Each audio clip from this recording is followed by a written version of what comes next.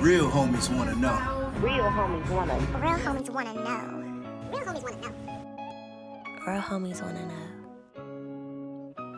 Yo, what's up? Real Homies Wanna Know is back at it, and y'all, this is episode number 3.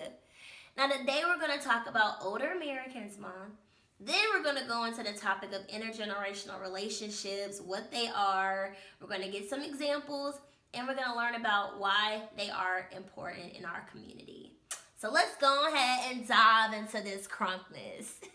All right, so Older Americans Month is led by the Administration on Aging, and every May they recognize older adults, and they have a theme to go along with it. So this year for 2018, the theme is engage at every age. And they want to show people that it doesn't matter how old or young you are, you can participate in activities that enrich your physical, mental, and emotional well-being.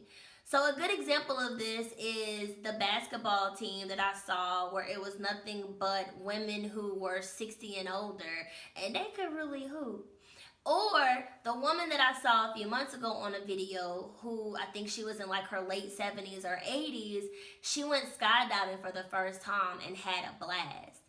See, it doesn't matter how old we are when we participate in these activities.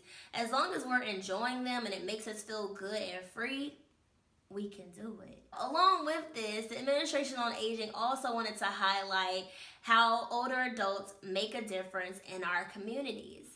So with that being said, it leads into the next topic of intergenerational relationships, which are relationships that are formed amongst people who are of different generations. And a good example of this, just something simple and easy, is our family.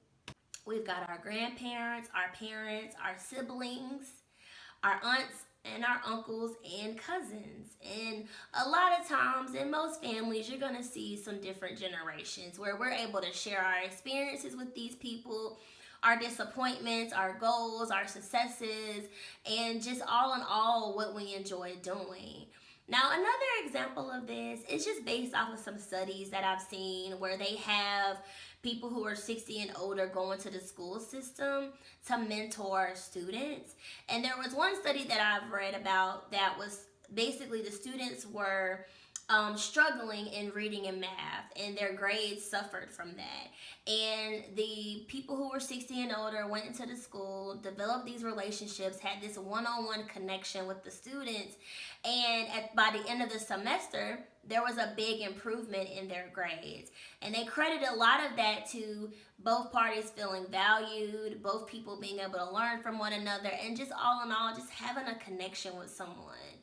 So that's another example of intergenerational relationships. And then, of course, in our everyday lives, in our businesses and organizations that we're members of.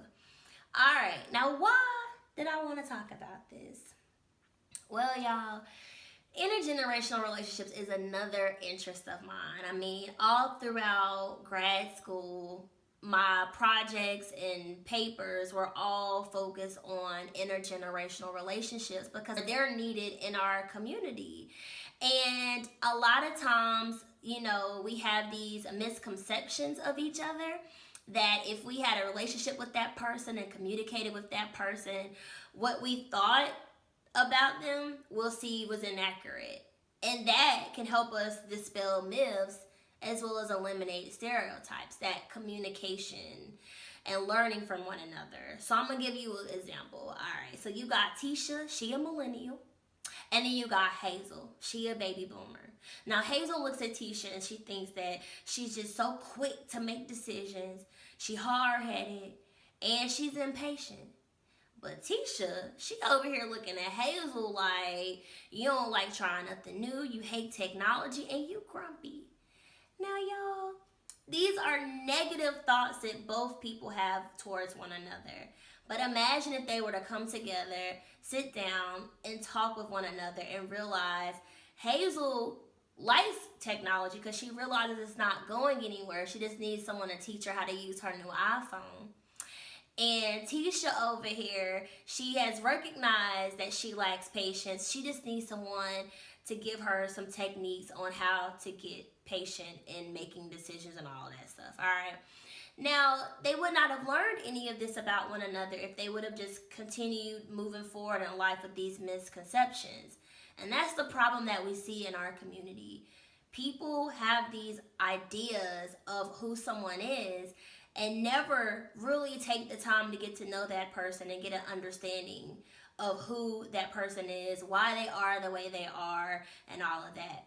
But imagine if our community were to come together, learn about each other's culture, learn about what people have experienced, as well as hardships and struggles and challenges and all those good things and how they overcame them or what they're doing to overcome them. Imagine how the community would be. We would see UNITY, and that's for unity.